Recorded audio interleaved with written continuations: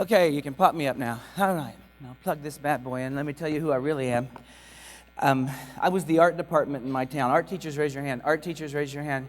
I feel you, man. I feel you. I chose art on purpose because I knew no one bothers the art teacher. Because no one understands the art teachers. I knew people would leave me alone. The superintendent one time, he said, Kevin, do whatever you want. You're the artiste. Artiste? I said, why do you got to sabotage the name of my career, Principal? The kids came to my room, and I picked art because I knew there were 1,000 ways I could let kids be brilliant. I could bend the system to match the kids. I didn't have to bend the kids to match the system. And I did that. And if you want to find the best teacher in any building, find the one that's in trouble consistently, because they do this. They're like MASH doctors inventing new surgery because they have to. This kid needs something different than that kid. But forever, we've done the same thing to every kid. I was taught that. Do Madeline Hunter's steps, And then I'd be evaluated, and they'd make sure I did all of Madeline Hunter's steps. And when they finally walked out, I'd start teaching. Kids are not machines, You've got to be malleable. You become what they need, and that's what you do. And I think that's beautiful. And it's also freaking exhausting. But there are worse ways to spend a lifetime, My wife is a teacher, too. Our family, that's what we do. We teach. So, my wife teaches K-4. Imagine elementary teachers. You have K through 4 in one room. And you've got to teach them all on grade level with a part-time principal, a part-time para, and me as your part-time art teacher and janitor. That's my wife's life. And I rub her feet and keep my mouth shut. That woman has a hard life, and she loves them all, A lot of kids who come to her have been sent to her from other schools because they washed out. It didn't work. I don't know. They're called identified without services, which means they gave up. So my wife is the last line. She's it, She had a little sociopath kindergartner one year. I wish I was kidding. He's been shifted from one foster home to another so many times he never bonded with a human. He'll hug you, and when you turn around, he'll stab you with scissors. He went in the bathroom and wrote F-U-C-K 100 times with fat Sharpie marker. She comes home that night and says, I'm going to find a way to love this one. That's my wife. I listen to politicians talk about teachers, and it makes me mad. We have to defend ourselves, right? We're dying of humble. We're so busy doing the right thing, we don't tell our own story, and they're telling it for us, and they're getting it wrong. We have to share our own story. I'm sorry, but I'm going to push a little bit today. If we don't, who will? Who knows what this job is? How many Lexi do you have in your driveway? You're not getting rich, right? You're not. History teachers, raise your hands. History teachers. I blame you. My son was going to be an attorney. I finally had my teacher retirement thing figured out. And then he ran headlong into a high school history teacher that knocked his socks off. And he came home and told me this guy's entire lecture, word for word, in his voice. I went, oh my God. He's joining the family business. Poverty. Yay, poverty. He's at Kansas University right now, but actually he's in an inner city Kansas City school student teaching right now. And he chose inner city Kansas City on purpose because he wants to work with the toughest kids. Because that's where you make a difference. The ones who bite. That's the ones I like. You try to help them, they snarl. I'm intrigued by these kids because I was one. Just as people endured my bites. So I kind of got to pay it forward, It's veneer anyway. I know it's veneer. You know how it is. You've been in this for a while. You can see right through the veneer. You can see who they really are. But they're hiding back there. They protect themselves. I understand why, right? If you can reach through the veneer and you can make a connection, it can be the best day in their entire life. I live for that. Why wouldn't you come to work every day with a chance for that? I believe you can flip a kid like you flip a house. Be the first one that notices it from the curb. Invest in small improvements and watch the value rise. Raise your hand if you agree. And I believe you can flip a teacher. A tired, uninspired, wrongly wired teacher. We've been in this for a long time, you guys. You've seen a lot of things come and go, and sometimes we get tired. On a day like this, I look to flip teachers who just need to believe again, to re-believe.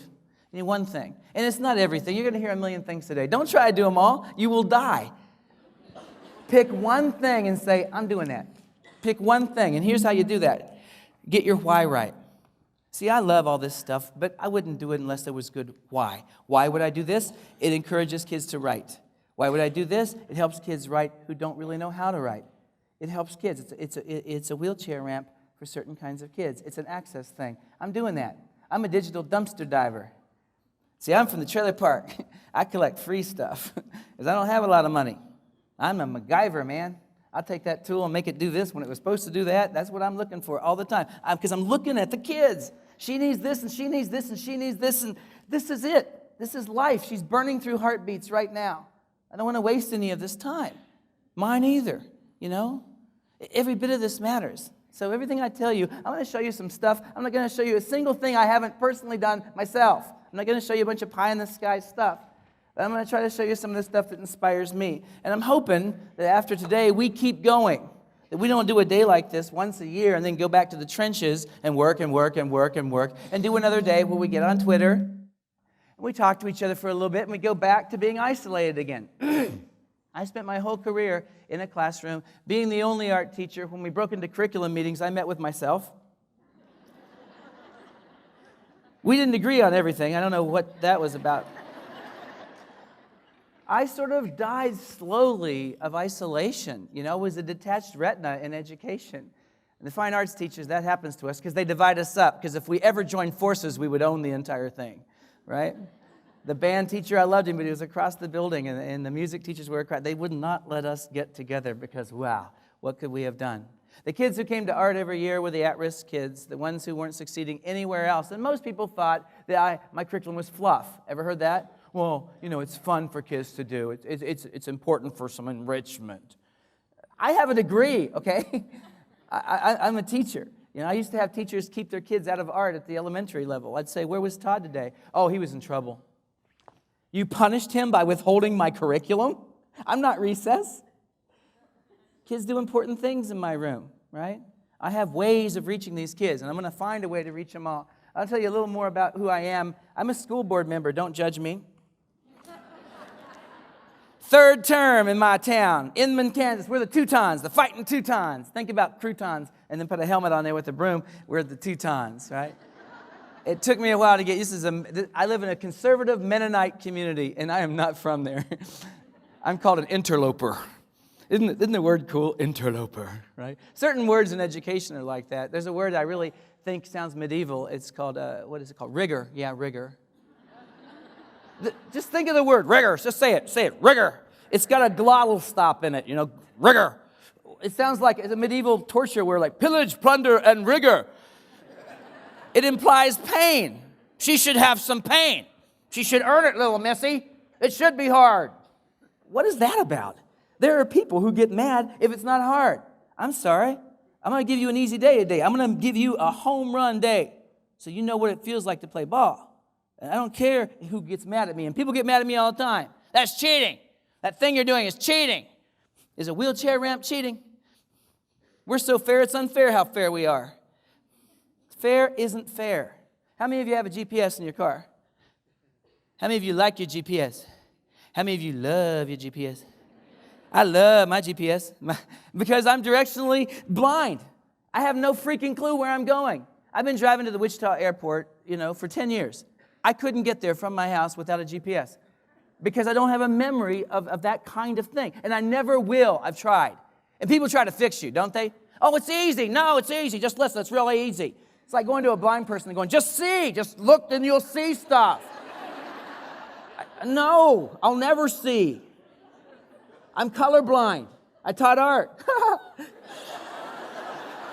Nobody knew. It's so cool. I don't know what I can't see. Here's the problem, I think, in school. Every year we assess kids. We assess them. We give them a long list of things they can't do.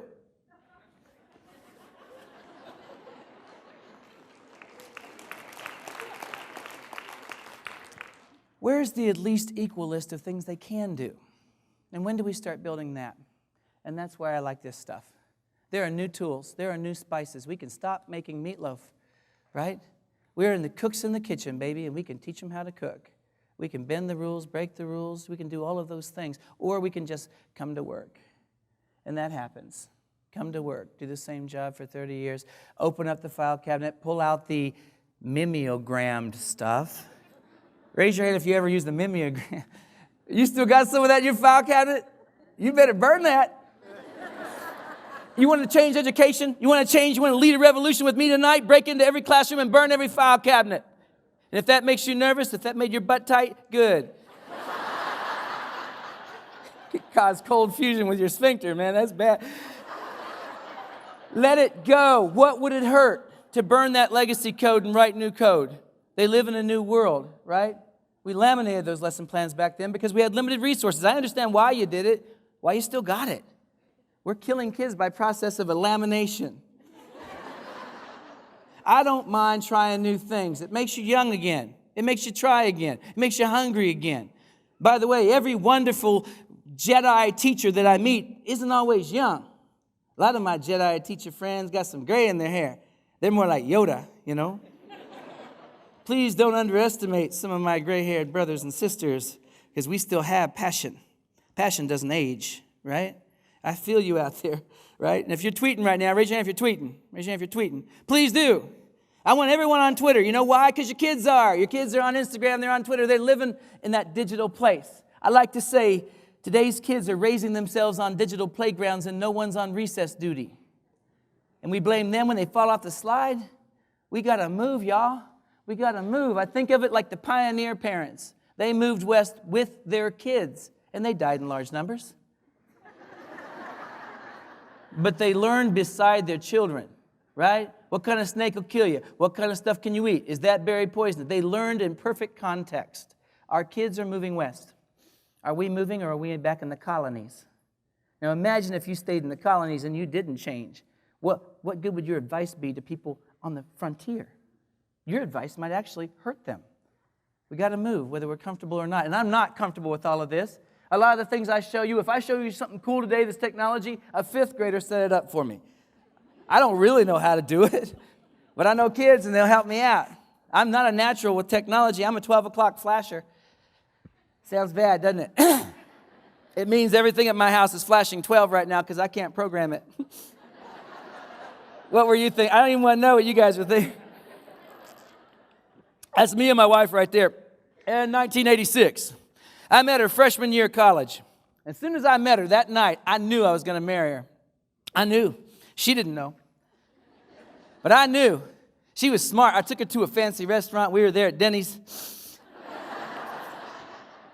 And I'm talking my line of bull, you know, because I can woo most girls, because I can do all these things. I can do accents, I can do dialects. I could be English for a month if I'm only in your school for a month, and everyone will think the bloke from England just left, you know what I mean? But she wasn't like that. She looked at me and said, "You realize I know you're full of crap, right?"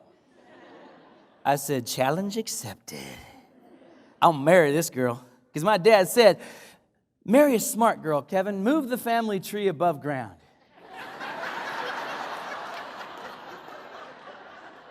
25 years ago, I married this girl. I'm still married to this girl. We moved out to Inman, Kansas, of all places.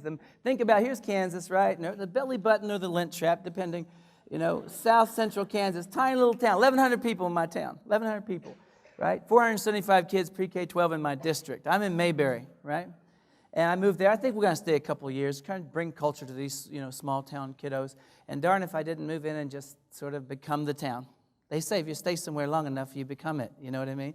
I go down to my little Inman Harvest Cafe and sit with my old ladies, and we have biscuits and we have coffee and we talk about life. I love my little town. And my little boy grew up there. This is Benjamin Allen Honeycutt. And I became junior high football coach. Coaches, raise your hand. Coaches, raise your hand. I love coaches because you saved me, man, because I was not a coach. I had two choices, junior high football or high school cheerleading. I didn't flip a coin. No, I didn't have to flip a coin. I wasn't doing no high school cheerleading. Driving a van with high school girls all over Canton. No, that wasn't happening. So I started coaching football. I don't know how to coach football. Never played football. I was in the musicals. I was the art kid, you know what I mean? So the boys would help me. I'd call in a play like 4-2, double go. The kid would go, "Oh, no, no." 4-2, strong side. "Oh, okay." That's how I ran the season, baby. We were 7-1. We did pretty good. I love junior high kids because they don't have an ego yet. They don't even know what they don't know. A kid came in the first day. He had a cup on backwards. He had it back here. I said, Mr. Honeycutt, this doesn't feel right. I said, what are you trying to protect, son? I love junior high. It's awesome. They got all that energy. They can't quite push your button. They miss the button. They can't quite hit it. They're all over the place. I love some junior high. By the way, in the meantime, I'm teaching K-12 art. So I'm in 2 buildings going back and forth all day long. Coaches are such jerks because I was an itinerant teacher. So I had to make a sign so I had protected parking. So I made my own sign. It said, no parking transit teacher. And the high school football coach got in there with a marker and changed it to no parking transvestite teacher. Jerk, total jerk, man. Anyway, my kid, he's weird. Halloween, I said, what do you want to be? He said, exit sign.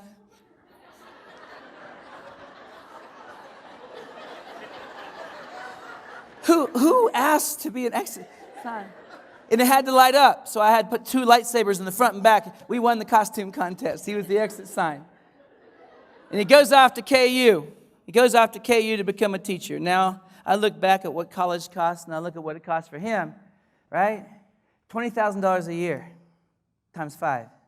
$100,000 to become a teacher so he can make, in my state, $32,000 to start. And I love him.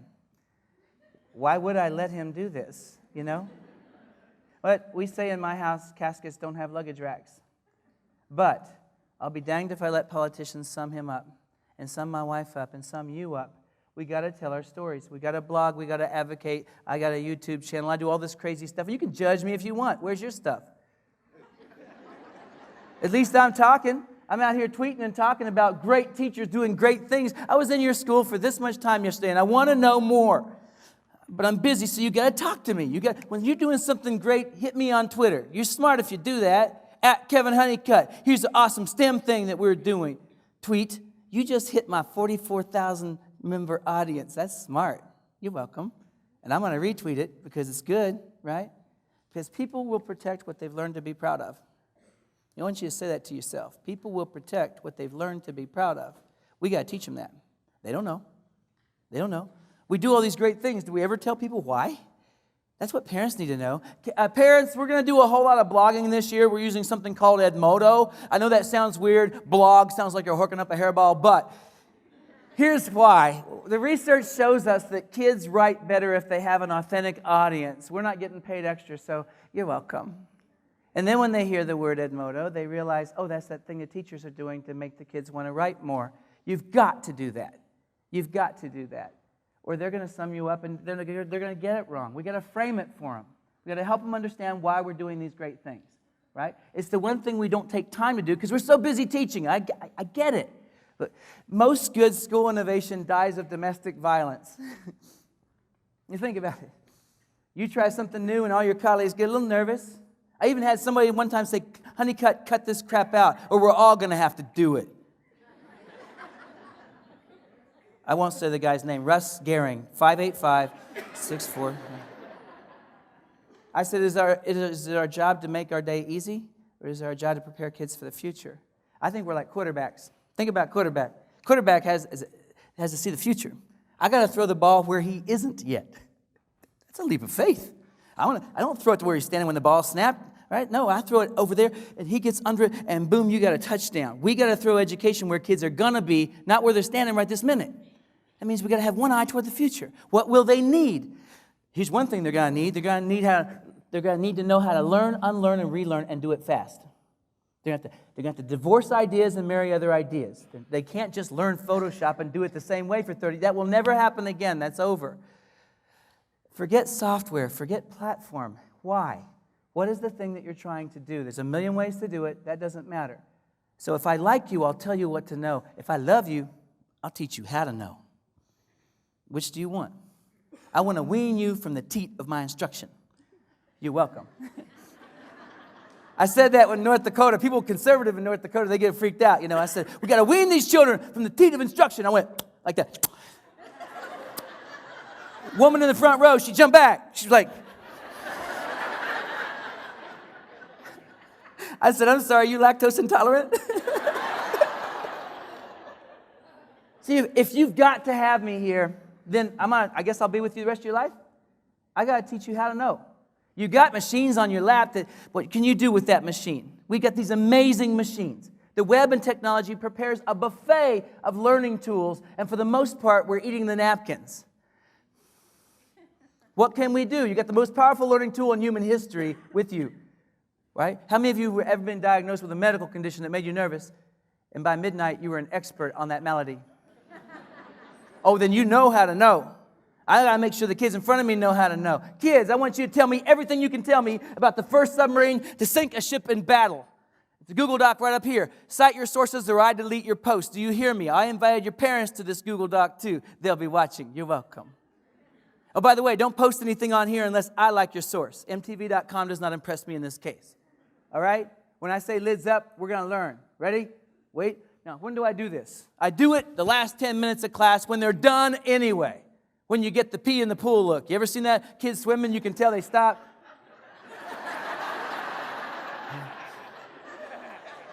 Some of you got it now, and I just started, man. That's scary. When I see the pee in the pool look, I pull out one of these challenges, right? I call it Right Now Experts. Because I believe a kid today can outknow you on any subject they want in 10 minutes if we teach them how.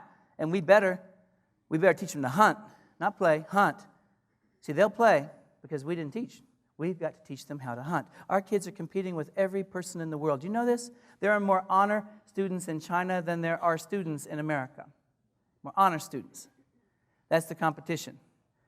We got to wake them up. They're dancing on the railroad tracks, and the train is coming, right? We got to wake them up. Good enough is no longer good enough, right? They can outsource. So what do you do that's so good they can't outsource you? Because you can't outsource brilliant. And if you're the kind of teacher that pushes kids and says, you can do better, you can do better, you can do better, never stop doing that. It's important. It's really important. I want kids to show off for the world. I want them to let the world know what they are in a digital way. See, if they get a digital life and they come to school and have an analog life, they start to think of them as different things. And they start to build a secret life over here. A secret life over here. Secret life is a dangerous thing. Tiger Woods had a secret life. Senator Wiener had a secret life. Let's explore that, but not too deeply. What's he thinking? He's on his second glass of wine. He's going, my name's Wiener. A grown man made that choice. I want to talk to kids about choices they make. I want them to build a positive resume. If they're not publishing the awesome things they're doing with you, they got no material.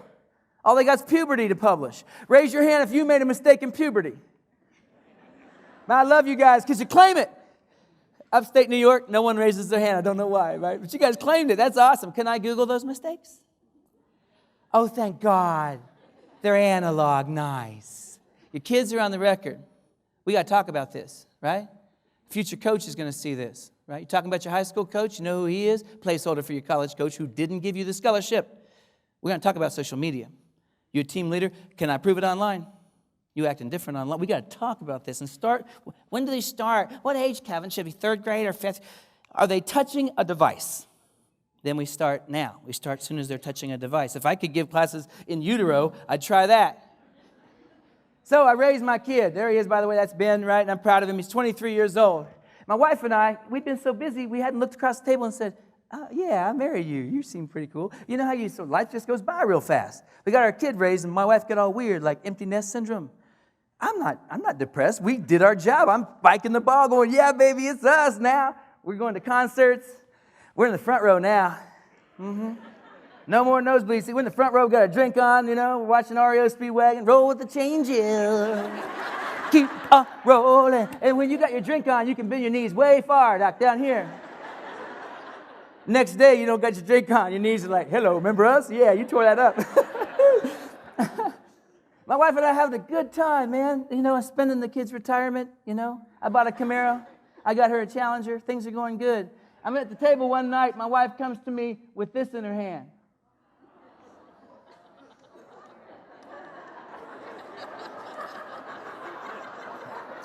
Let that percolate. Just let it percolate.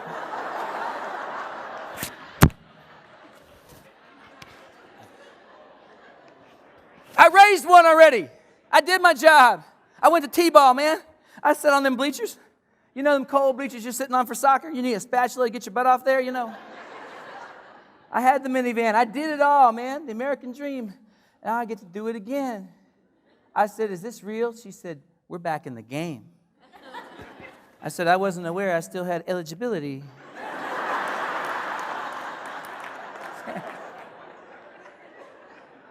This is my life. Welcome to my life. I think God did this to me. I think God said, if you're going to go out and talk about raising kids today and digital devices, I'm giving you a fresh one. There he is right there.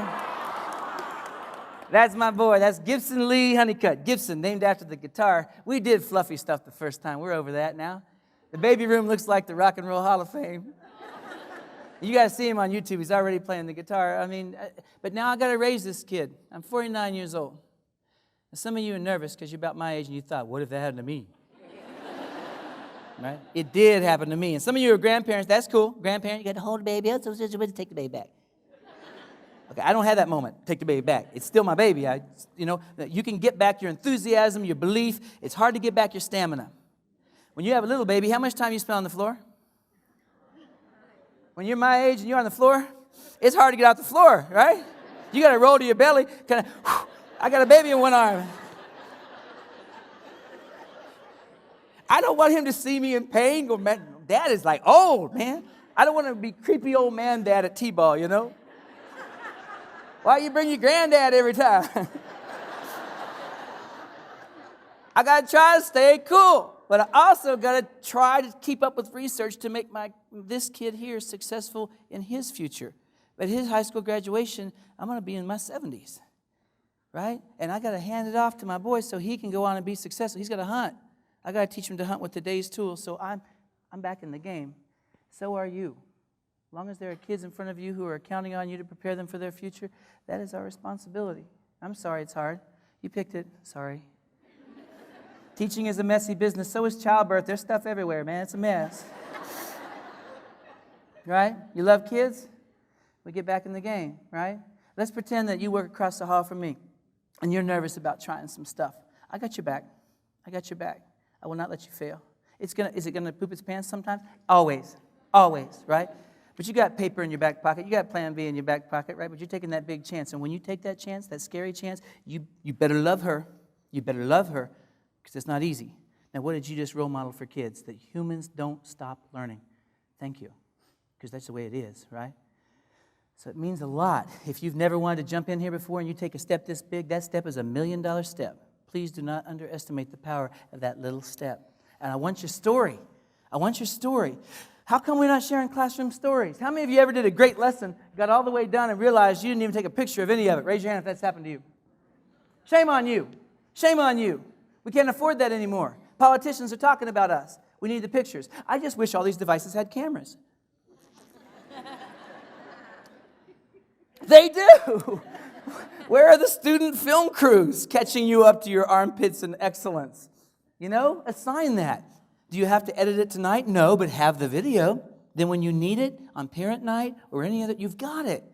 Kids are doing this. They're Instagramming their whole lives. They're documenting. And it's not all bad news. It's only bad if they don't have mentors. So we got to join them on that digital playground. I'm on YouTube. My channel has 1.5 million hits. Yeah, old Yoda's got something going on. You know what I do? I share everything. I share guitar lessons. I share virtual field trips to cool places. I hold my phone up and I teach it like it's kids because it is, right? And one of my videos has been watched 500,000 times. One lesson that I taught in high school, 13 years, has been watched 500,000 times since I put it online. I had no idea that was going to happen. Every Shark Week, I make $100. It's a great white shark lesson. As soon as that started happening on Shark Week, I made 12 more shark videos. I'm not stupid, right? I'm out there. I'm on the record because I want kids to see that I'm out there, right? It's part of my job. And if I'm going to build relationships with kids, they need to know my story. They've all got stories, right? You got any kids who come from hard places? Got any of those? Right? How do you help those kids? How do you help them turn that life into a future, right? I've been trying to crack that since I started in this business, right? Because I was that kid. That's me in 1966, right? My high school kids see this picture. They say, cool, Civil War. It's 1966. That ain't 1869. It's 1966. It's a Polaroid land camera. Whoever used Polaroid land camera? Anybody? Remember? You pulled the film out the front. It didn't come out. You pulled it out. You went like this even though it didn't do anything. Peeled it off. That's high tech, man, you know? Danville, Indiana. Here's what I don't know. I don't know at that time that my dad's an alcoholic. I don't know that he's abusive. I don't know that I'm going to be in foster homes. I don't know that he's going to go to jail and I'll go back to another foster home. I don't know that I'm going to live in 20 states. I'm just a kid, right? Living my life. I didn't know if every kid lived this way or not. But I had to come to school and interface with the public school system with all that going on. And it was hard to learn. It was hard. I always liked the crazy teachers, though. The crazy teachers gave me hope because I thought, man, that man's crazy. And he didn't get fired. Maybe I could be a teacher. I like the three-fingered shop teacher talking about bandsaw safety. That man knows what he's talking about. Those are the teachers I went to. I could spot them, you know. They're the ones who needed me. I could tell they needed me. Now, some of them, I know they use that as a device, you know, to let me be somebody in their room. They would give it, I call it letting them unwrap the presents. So let's pretend you're in my class and you're a back row girl. Right? This is research on where you sit, right? Research calls you people who sat up here. And by the way, some of you guys came in and I told you to come down here and you didn't. Yeah, I bet you're sorry now. Yeah, I see you. I know what you did. You reserved the right to be disinterested. I feel you. Yeah, I feel you. But, you know, I'm going to pull you down here because I got to have you here. Research calls kids in the front row who sit there on purpose policymakers. They know why they're sitting there. They have a term for the kids in the back, too. My friends. They call you bystanders. Don't bother me and I won't bother you. Watch test scores drop off precipitously as you walk toward the deep end of that classroom learning pool. We've known this for a long time, this thing called the custodial arrangement of teaching. It was designed so custodians could get brooms between chairs. It was never designed for optimal learning. It's an accident of architecture, and we don't have to do it. So if these devices can't be a kind of modern-day front row seat, we're wasting a lot of money. Worksheets on a laptop is an evolutionary step sideways, not forward. Why would you take a Ferrari and go 5 miles an hour? I walked in a woman's classroom one day. She had a smart board. She had posters taped to it. You ever have a time when you don't even know what to say? You're like, Sweetie, you missed a workshop or something. Smartboard, that's a smartboard. That's a smartboard. That's the windshield to everything, right? The past, the future, MIT, Berkeley, NASA, right? A windshield, a hole in the wall that leads to everything else, or it's a dry erase board. And I understand we have workshops. They give us staff development. We're supposed to learn how to use it, but you're busy. I know. You go back to your life and you forget how to make it work. And then you don't want to ask anyone because you had a workshop. No, we got to get past that. Here's what I do. All right, I make videos on how to use the smartboard, right? And I put links to them on little cards, and I put them on a key ring, like a keychain, and I hang it on the back of the smartboard. Then you don't have to ask anyone, right? So I do that because I need that. I got to be able to rewind it later on because I'm going to forget. You're going to forget. Rewindable learning. How wonderful. How many of you are flipping your classrooms? Flipping your classrooms. I see some hands. This is the awesomest thing, right? What do? You take the lecture and you videotape it. You put it online. Make it the homework. And in class, you do something meaningful. Try that. What would be wrong with trying that, right? You ever have a kid in front of you can tell doesn't understand? You can tell they don't understand. You check in with them in front of everyone, right? You understand, right? In front of everyone, they go, uh-huh. But you know they don't get it, and you're not rewindable. Shame on you. How can I be rewindable? I'll put an iPad in your hands and say, sweetie, point that at me. I'm going to teach the isosceles triangle. Okay, extra credit for you. Nothing fancy, Spielberg. Just point it at me. Thank you, baby.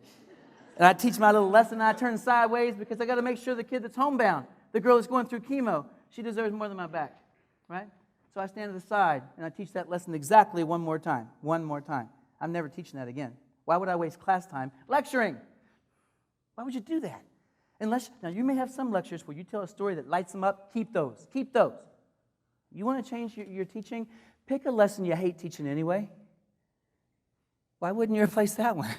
You don't even like that one, right? Start with that one. Do something crazy with that one. Make it come alive. If it fails, try it again. In front of kids, show them that people try, learn, try, autopsy failure, make adjustments, and try again. That's how the world works. I started putting my stuff online 8 years ago. I won't teach an art lesson with my wife unless it's recorded because I want her to have it forever. I want the girl who was absent to get it anyway, right? Please do that. It's the easiest thing we're not doing. Our devices have cameras. Please. And don't wait till you're good at it. You'll never do it. If you waited until you had the money to have kids, how many kids would you have?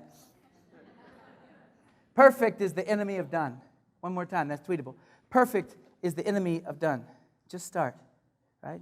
I made my own document cam. I didn't even have a document. I don't have time to wait for people to bring me a document cam, and I will not do learned helplessness. Well, I can't really do it because I don't have a document. I made one. I went all MacGyver. I got a Xerox box. Dumped the paper out, turned it upside down, cut arches on all four sides, put a hole in the top, stuck my phone on there, hit record down here, trailer park document cam.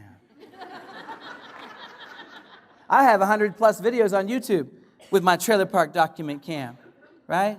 Tell me I can't. I dare you. I'll figure it out because the kids deserve it. They deserve me to figure it out. And I want them to learn that nothing can stop them but them. There's me and my brother when I was little. There's me right there.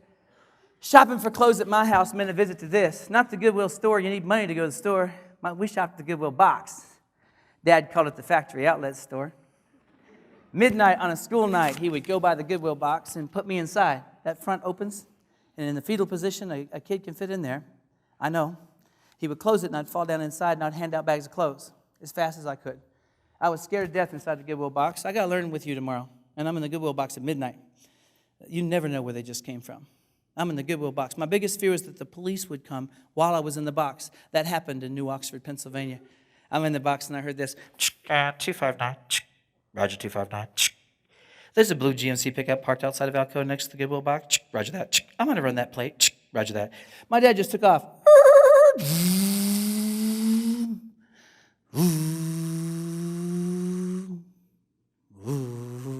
There's nothing lonelier than third gear in a GMC from the inside of the Goodwill box. Hour and a half before he came back. I got to learn. And I'm sorry I'm distracted. I'm sorry. The front door of my learning is burned down. Can you come through the window? Would that be okay? Will you not judge me for that, please? I can do some things. Can you please measure what I can do? Because I can do some things. See, I think I'm gifted, but not in a way anyone measured. Right? I'm a pretty good talker.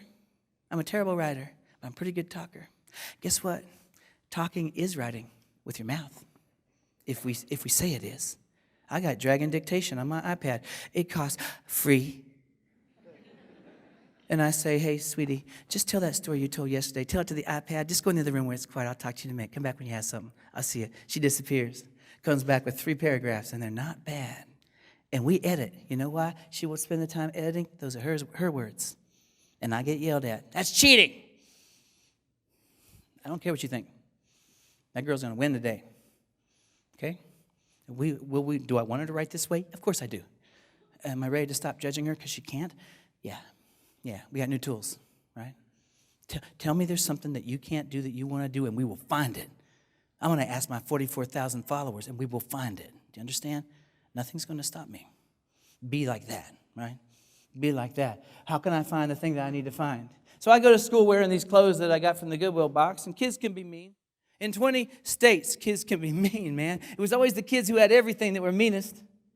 I talk to kids, maybe 100,000 kids a year in gyms and on floors sitting cross-legged, and I try to talk to them about empathy and talk to them about how they treat other people. When you've been given everything, you should treat people decent, right? That's what I think anyway. Oh, by the way, I want to share this with you. At this conference, I'm giving away 2 of my new book. Yes, Kevin has a book. Kevin can't have a book. Yes, I do. Tell me I can't, right? I went in the studio and started telling these stories. I recorded 100 of them, had them transcribed. I talked these 2 books. So when I say this, I mean it. You really can do this, right? Right? This is the story of how I got out of poverty, how I got out of darkness, and I designed this so that counselors and people who work with kids can read these together and say, see, here's what he did. Here's his way out. This is my map right here, okay? So I say things, and I do these things that I say. My big dream is if I won the lottery, I was going to buy a double-wide trailer like that with skirting. See, when you're poor, you can't dream of a house. I never had a house. I can dream of a trailer with skirting, right? Here's my house. My mom got beat up by my dad last night. Last night, I finally got brave enough to try to stop him. He beat me up, too. Police came, but she wouldn't press charges. He's passed out. If he wakes up and is still mad, he may hit her, and I got to go to school and learn. All I do is feel guilty that what if he hurts her while I'm at school? So you'll pardon me if I'm distracted. Please don't call me names. Please, please, connect with me. Connect with me. It was the crazy ones who I think, she's like me. She's like someone at my family reunion. I can spot them every time. I got one right here. Oh, I can spot you all. I got a couple right here. I can feel you. You people who came from somewhere wasn't easy. You still got the roadmap. A lot of us never talk about that stuff. Your biggest weakness is your biggest strength, waiting to be told well. I need kids to know where I came from so they can get out too. For years, I never talked about it. I was embarrassed. No more. I'm telling kids, you can be where you're from. You don't have to be where you're from. You hear me? So I know you're from tough places. Let's prove the world wrong. They don't know you yet, right? What can we do? My second biggest fear in the world was tornadoes. It's hard to live in a trailer in Tornado Alley. My biggest fear was my dad. There he is right there. That's not my dad. But that's how I felt about him.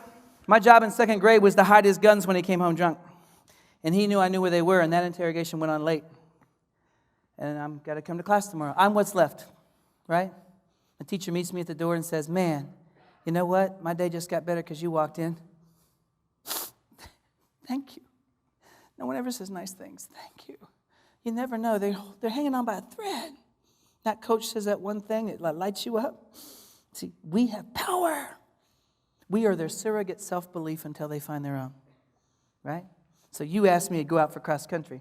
This happened to me, Mr. Parker. Not the coolest teacher, not the coolest coach. He had a toupee that used to flap at us at track practice. We'd be like, does he not feel that thing flapping? How does he not feel that flapping? He talked me into going out for cross country. I'm smoking 2 packs a day at that time. And I went home and I thought, man, Mr. Parker must saw something. See, his faith was my faith. I don't know how that happened, but I went out for cross country. Now, I know how to run when a gun goes off.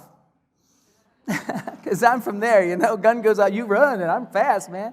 3 blocks, I can get away quick. So I didn't even practice. I just went to the first cross country meet. I got my Walmart shoes on. I don't got any spikes or anything. I just got my Walmart shoes, you know. The gun goes off, and I just take off, man. I'm sprinting. I'm just going to sprint the whole thing. It's just 2.25 miles. I'm passing everybody. Boom, boom, boom. Loser, boom, boom, boom. I'm passing everybody. I get up to that first halfway sign, and it said 1/4 mile. I'd only gone 1/4 mile. And I was done, man. I was gassed, you know. You know that feeling when your butt falls off? It just feels like your butt fell off, you know. I can feel the icy skeletal hand of the Reaper on the back of my neck going, boy, you're going to die. And I'm slowing down. Everyone's passing me back. Boom, boom, boom, boom. Girl in a wheelchair passed me. Flip me off. I'm about to stop, and Mr. Parker's there with his stopwatch going, don't quit. I'm like, crap, man. I could not quit. Mr. Parker believed in me. So I kept moving forward. 30 minutes after the last kid crossed the finish line was my turn to cross the finish line. He's still standing there with his stopwatch like it matters. He's like, we have a baseline. I love Mr. Parker because he believed in me before I did. You know what I mean? That's a powerful thing that we get to do every day. You're in my class and you're not doing so good, I'm not going to make you feel stupid. 2 years from now, when you get your life together, you'll probably kick it in. You ever have a kid like that? 2 years later, they call you and go, I finally got my life together. No matter what you tried, you could be Jesus and it wouldn't have worked. But you tried and you didn't make them feel stupid because that's the only thing that can break them forever, right? Teaching is non-invasive brain surgery. Do no harm. The brain allows itself to be physiologically changed by the scalpel of experience. So do no harm. I'm not going to make you feel stupid in here. We're going to keep trying. I'm not going to assess you to death and remind you all the time all the things you can't do. These are the angels of my troubled childhood. This is Mary Lou Burgoon. Not even a teacher, recess attendant, $5 an hour girl. At recess, she put her arm around me. My wife has had lice multiple times. She teaches elementary, and she hugs them all. So when I'm home, I don't check her for ticks, I check her for lice, you know. I looked like I had lice, but I didn't. But I had long hair, but I didn't have lice, right? She put her arm around me at recess, right? The most dangerous place to be in school is alone. She didn't let me be alone. She put her arm around me, and I stood there in the shadow of her ample bosom.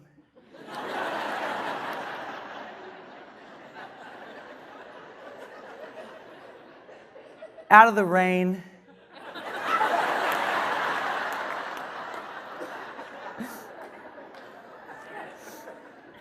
Even though I might have had lice. I love this woman. When I graduated from college, I found all these people. I went looking for them all, and I thanked them all because I didn't know how long they would live. She was retired, sitting on our front porch on living room furniture because that's how we roll in Ottawa, Kansas. You ever have a kid? Some of you people have been in this for Yodas. You ever have a kid walk up to you in the store and they're all grown up, they got their kids with them? Raise your hand if that's happened. It's scary, right? Because they're running toward you. You don't know if they're going to hit you or hug you. You're like, put the shopping cart in between you and them until you know for sure, you know. I walked up to her like she was the Dalai Lama, you know, how they still call you Mr. or Mrs., you know. That reverence. They're 30 years old. They're still calling you Mr. or Mrs., you know. That's kind of beautiful. I said, Mary Lou Burgoon? She said, who's asking? I said, Kevin Honeycutt. She said, who? That hurt a little because I thought it meant something to both of us in 78, you know. I said, Hawthorne Elementary, 1978, you saved my life. How? You're the only human that was kind to me. She said, that's my job. I wonder how many other ones she saved. Dorothy Anderson, secretary, sent me these notes every day. This is not technology, this is Oriental trading. I'm the only kid that got mail every day. This is one of her little letters. And she would predict amazing things about me, that I was going to be extraordinary somehow. She ordered me off a menu. Do you understand? With these. And they smelled like her. And they smelled good. I had a box with these, see, because at my house you lose everything. You don't get to keep anything. But I never lost these. I laminated these, right? This is all I had, these. We got to connect with kids. Find some way to let them know. We see them. I see you. You know what I mean?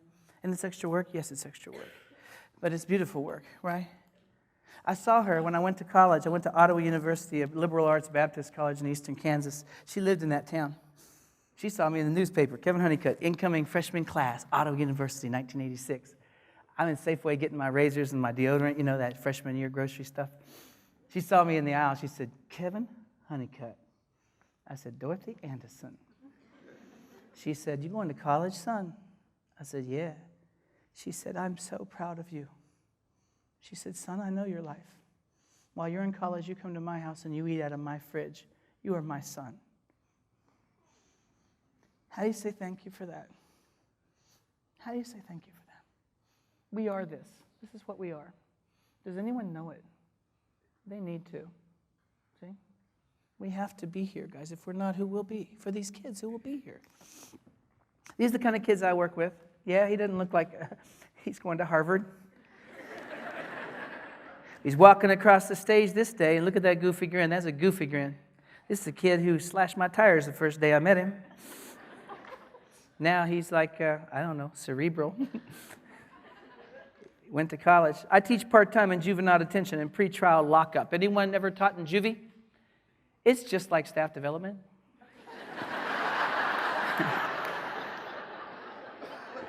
A room full of people who don't want to be there, and one of them may shank you. It's the same gig. First time I went to juvie, man, it was scary. I'm an art teacher. I got my pencils and my paper, and I hold up my badge. And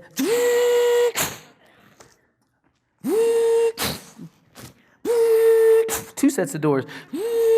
And you're in. Stainless steel tables, 3 armed guards with Glocks. And the guard runs over and grabs my pencils. You can't bring those in here. I said, why? They stab each other. I said, crap. He said, no, I got you, man. I got you. He disappears and comes back with a box of gummy pencil. You ever seen gummy pencil? Right? You ever try to draw with an earthworm? You need pencil Viagra or something. It's not working at all for you. This. So now you got this gummy pencil. And you got to first thing I got to do is turn my back on the inmates. What's up? Today, we're going to draw a 64 Chevy Impala. Yeah, with the Krieger mags. It's going to be all. I'm thinking one thought. Wish I had a second me. I wish I had a second me. I wish I had a second me. So that's when I went home and made all those videos with my little document cam. I made a second me. So then I would go to juvie and I would launch the video and I would team teach with myself. Archive Kevin taught the lesson. Liberated Kevin walked the room. Talked to kids about guns and gangs and meth and choices. That second Kevin would not have existed if I had not liberated myself by archiving myself. Is it perfect? No. Perfect is the enemy of done, but I did it, right? I love teaching in juvie. My gangbangers drew these. Look, I draw fluffy bunnies with gangbangers. Fluffy bunny. There's some bad fluffy bunnies. You better not mess with them fluffy bunnies. Look at that top one, man. He will tear you up. One of my kids now, he said, I'm giving mine to my mom. He still loves his mom. He still loves his mom. He still loves his mom. It's not too late. See, people tell me it's too late for those kids.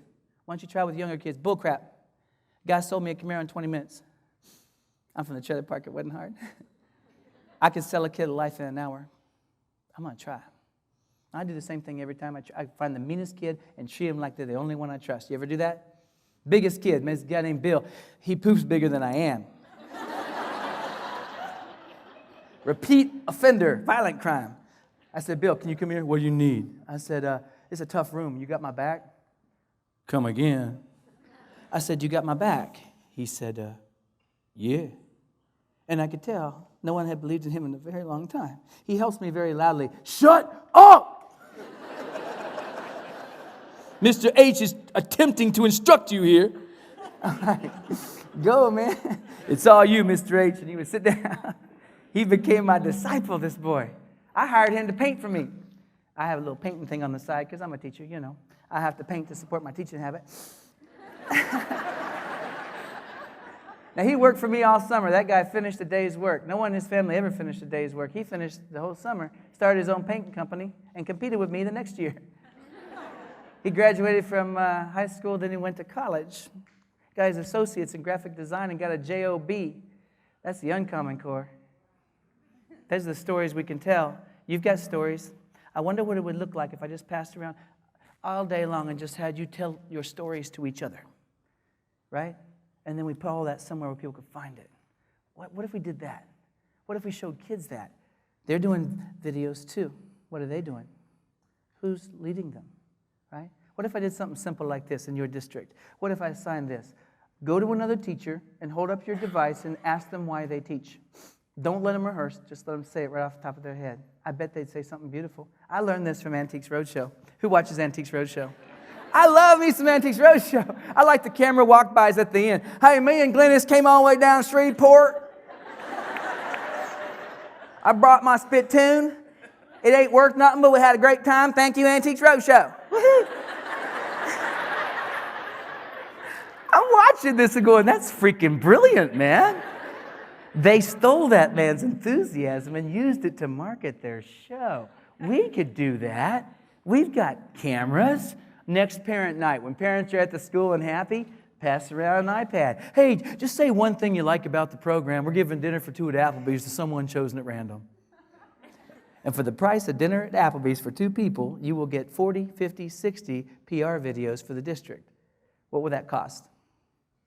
You're welcome. Do that, okay? And when you do that, send me a link so I can show other people, because my district's humble. My good Mennonite teachers. But we're going to die. We can't do this, right? Because if politicians get their way, there won't be public education anymore. We got to let them know who we are and what we do. Oh, by the way, I made the mistake of saying to the kids, I want to understand your life. I want to walk a mile in your shoes. And they thought I meant I wanted some of those inmate shoes. Next time I come, there's a ceremony. They gave me like the shoes like they were an award, you know. I felt like Jane Goodall. Today the chimps brought me into the inner circle.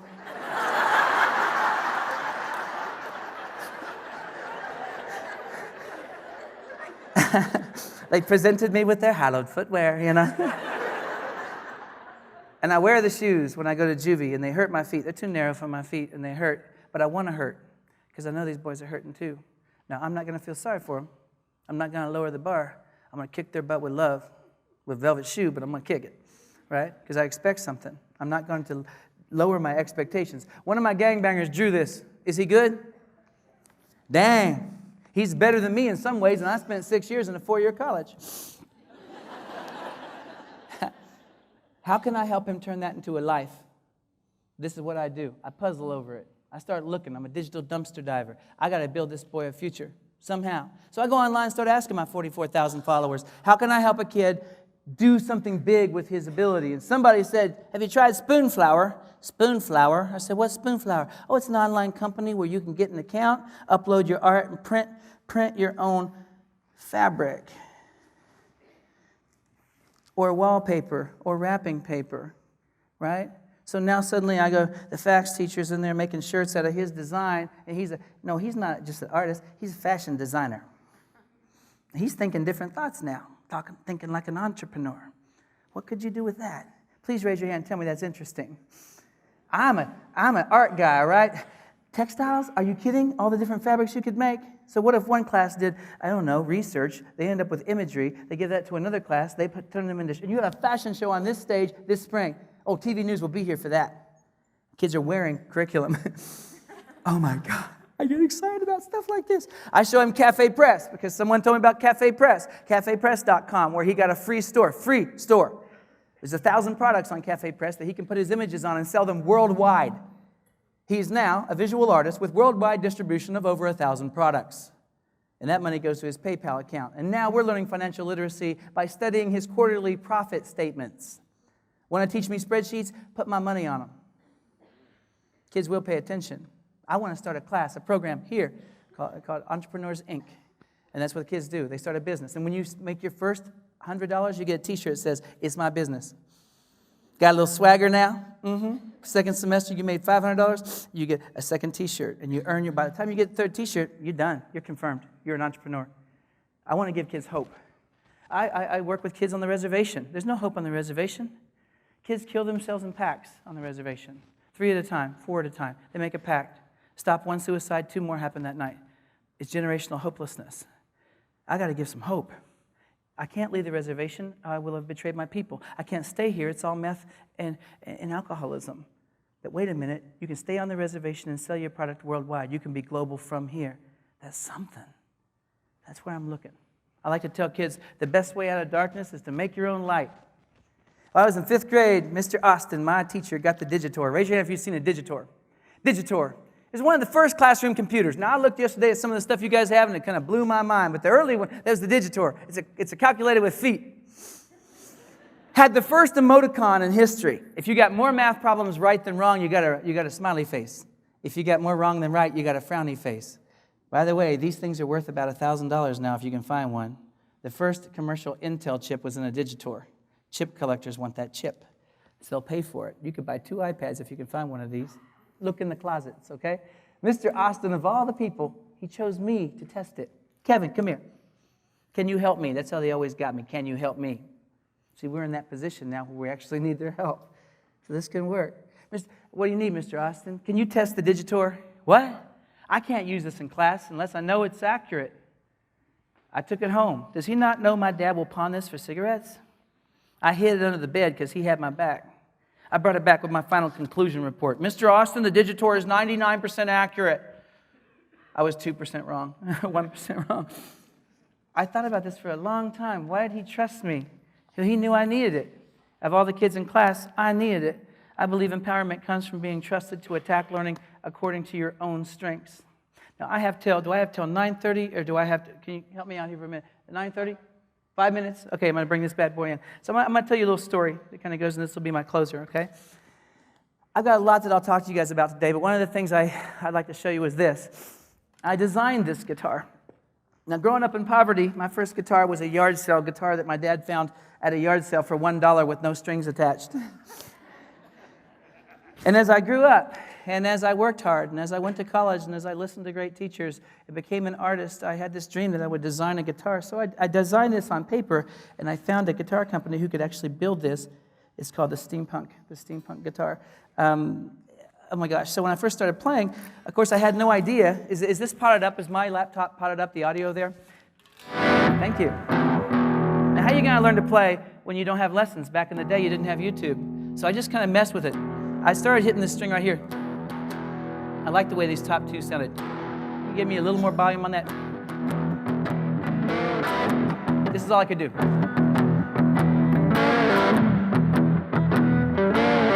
That's all I could do, so I entered a talent show. 1,200 kids in the audience, and I walk out on stage and I start my song. The kids are cool at first. They're like, nice start. They don't know that's all I'm going to do. The booing started pretty quick. Then the throwing things at me happened. Then the counselor came and took me backstage for my own safety. And I went home and cried, and I threw the guitar in the closet and said, never again will I ever embarrass myself like that. I will never take a risk like that. I hate you, guitar. And the guitar would talk to me. It would say, you must play me. It talked like the Nasonex bee. You must play me. I say, shut up, guitar, stupid face. I hate you. You must play me. So every night I'd pick up the guitar, and I'd just keep trying. I didn't know chords. I didn't know how to read music. Music teachers, raise your hand. Music teachers, raise your hand. Raise your hand. Okay, I'm going to borrow one of you in a minute. I'm looking for the craziest. I think the guy in the beard over there. No.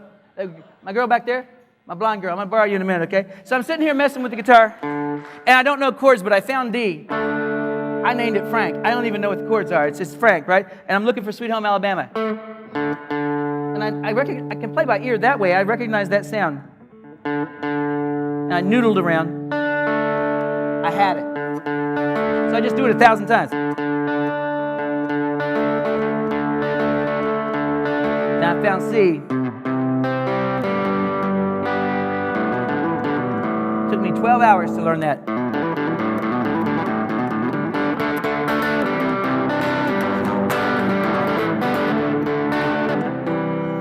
It took years and years and years with no lessons.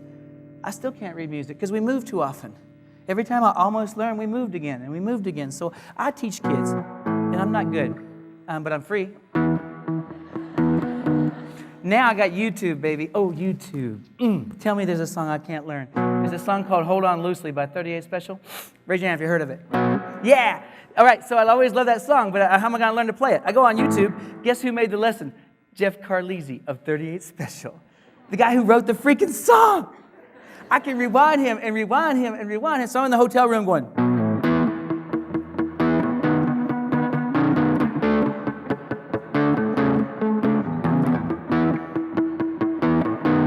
That's called a pull, right? So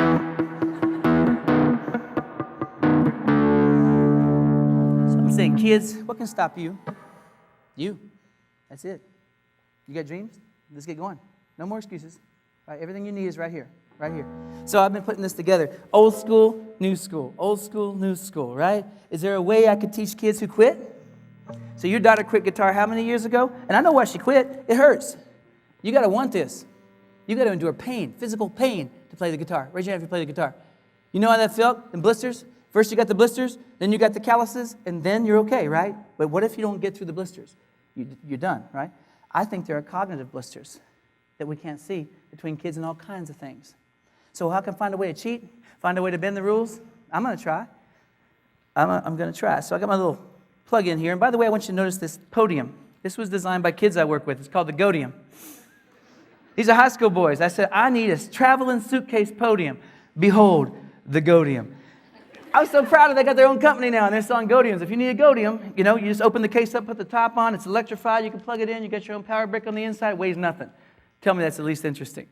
Because those boys are watching Twitter to see what you say about their Godium. So put hashtag Godium, Godium. They will be thrilled. USD 303, right? Nest City, Kansas. They don't have much, but they got the Godium. So when the iPhone first came out, I'm looking around to see if there's anything I can teach with on here. Because now, there's lots of games and those are cute, but I want something I can teach with. And that's when I found pocket guitar. Pocket guitars, $1.99 turns my phone into the fretboard of a guitar. You can't cheat. You gotta know chords. Here's an E, A, D,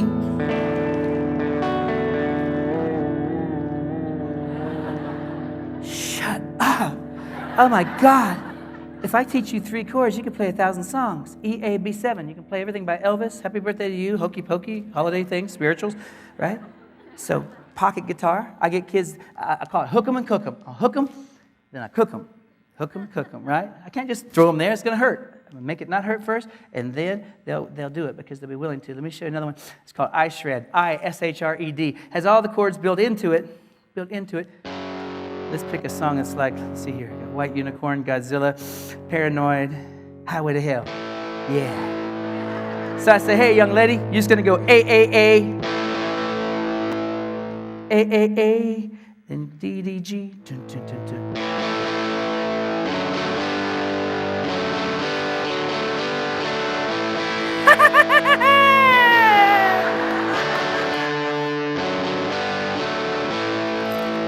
There's a million of these things I would love to show you, but I'm out of time, so I want to do one last little closer with the crazy music teacher that you guys pointed out. Bring her up here. Come up here. Clap for her.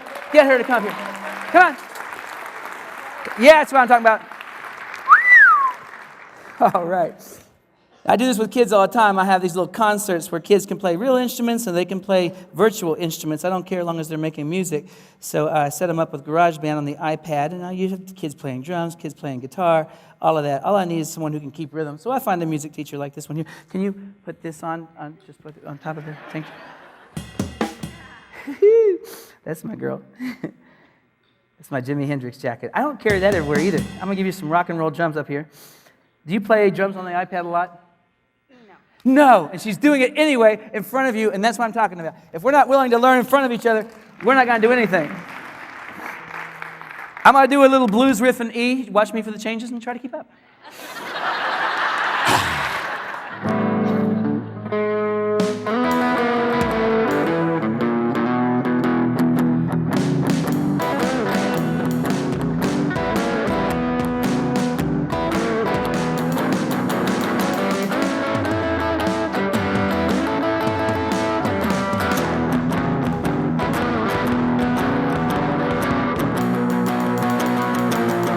Hold on, I gotta do this little extra something right here. Okay, we're good. Hey.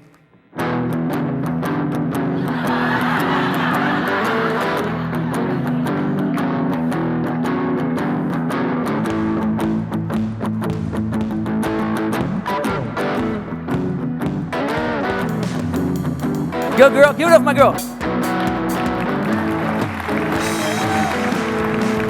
Okay, I'm gonna have you jump in. Give me a little more level. I'll take the guitar down so she's a little bit louder. I'm gonna give you a little Doobie Brothers. See if you can hang with the Doobie Brothers, okay? You'll be all right. Now, is the level still where it was? There you go. Now give me just any jump. There you go. Jump in when you feel it.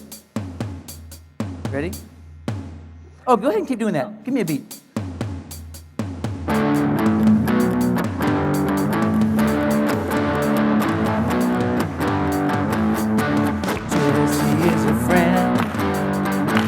Yeah, I know he's a good friend of mine. Lately something's changed, it ain't hard to define. Jesse's got himself a girl and I wanna make her. Give it up, my girl, ladies and gentlemen. Woohoo! You're done. We have all these tools. We have all these new things. It's only $175. My wife will kill me. Yeah, so I'm going to bring it to my closer. When I was a little kid, I was running through the house in my diaper, and I had a pair of these things called tweezers. They have 2 prongs. And I saw these things on the wall that had 2 holes. I knew they went together. I was smart. I walked up and I plugged the tweezers in the wall. My mom saw the whole thing, but she couldn't get there fast enough. She just ran in and kicked me with love. She's like, no! It was too late. I already closed the circuit. When you do that, it'll knock you back. Right? Fireball came out of the wall, knocked me back like that. My fingers are black, the wall's black, my diaper's full. I didn't think about that for a long time until I got a little older and a little wiser and a little boy. He's going to stick tweezers in the wall. I got to be where he is. That's what you do. I honor that. Thanks for spending your heartbeats listening to me. Thank you, guys and girls.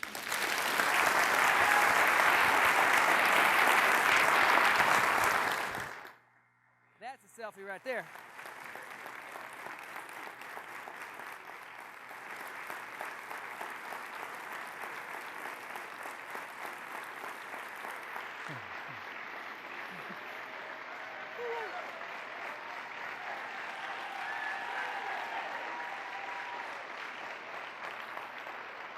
Thank you.